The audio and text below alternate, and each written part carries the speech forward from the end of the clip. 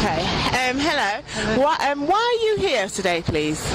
Well, we're protesting to show the public and the Parliament that it's a disgrace that carers do not get the recognition that they deserve.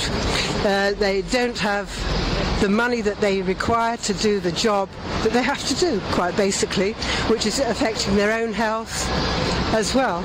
So it's about time that something was done. We've been promised in the manifestos and things that they will sort out carers allowances by, 2018? It's no good. People want the money now.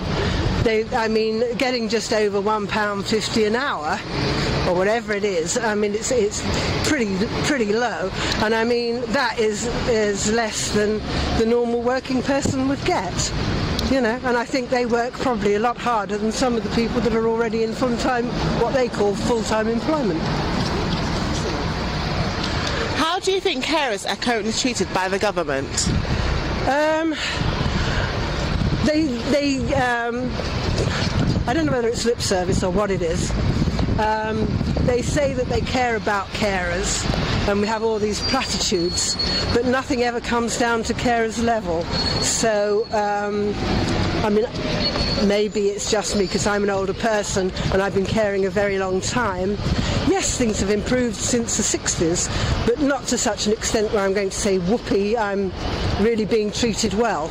We're not really recognised, and a lot of people, even now, even in government, they don't really know what carers are or what they actually do. They don't know the in-depth care that is put in by these people. So, okay, you said that you've been caring for quite a long time. Have you seen any rapid changes since how long you've been caring? Rapid? No.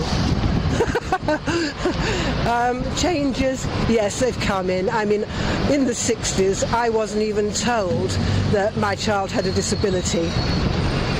I was just left to get on with things. They said, oh, well, yes, he's going to have problems. When I eventually discovered, he was about 7 or 8 when I eventually found out, not through any medical profession, but through the schools, that he wasn't picking up on his schooling, and therefore they got their school psychologists in to find out why.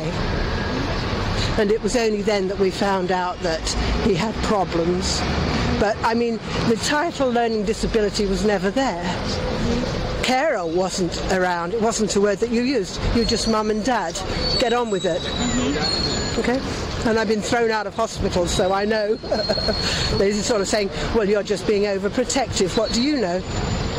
Because we're Carers Network, we are networking with other. If we can't cope with the problem, then we are telling people where they can go to get that help.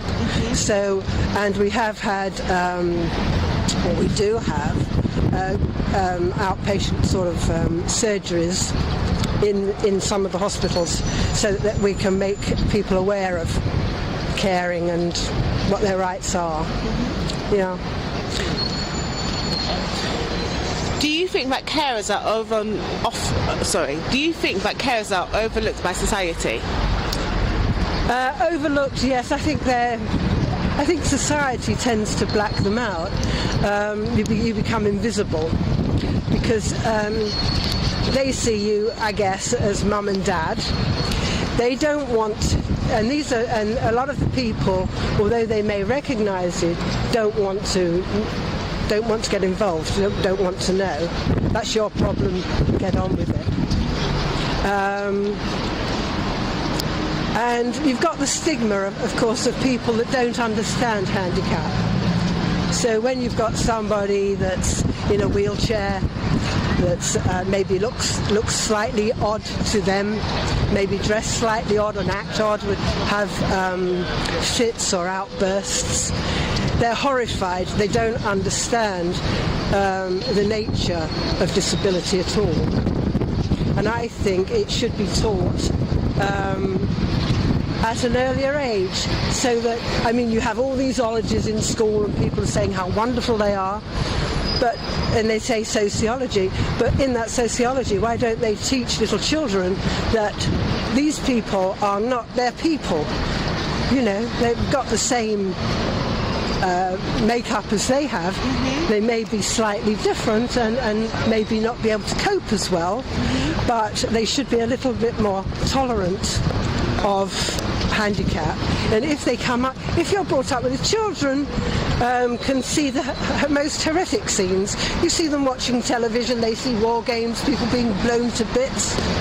That doesn't faze them, they just take it in their stride.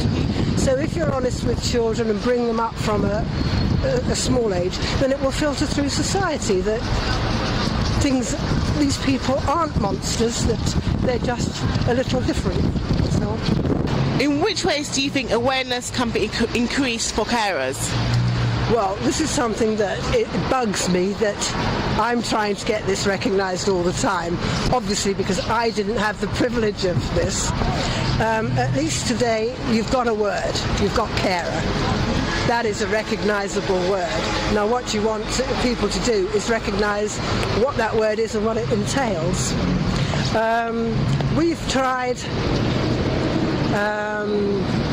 you can write as many pamphlets as you like, they get dumped, or it's not in the right language, or people can't read and write anyway, so they haven't had the education to do that. We try all attempts to reach our politicians, because I think if you start possibly at the top rather than at the bottom, it's a good way to go. So yes, we do have contact with our local politicians in the area that we're based. That's not to say that all London boroughs work in the same manner or have the same contacts that we do. We work with we have outreach to work with our doctors, because obviously if you're going to have a handicap, that is the first place that it should be recognised. Whether the doctor will tell you that you will be a carer and will need specific needs later on is another matter.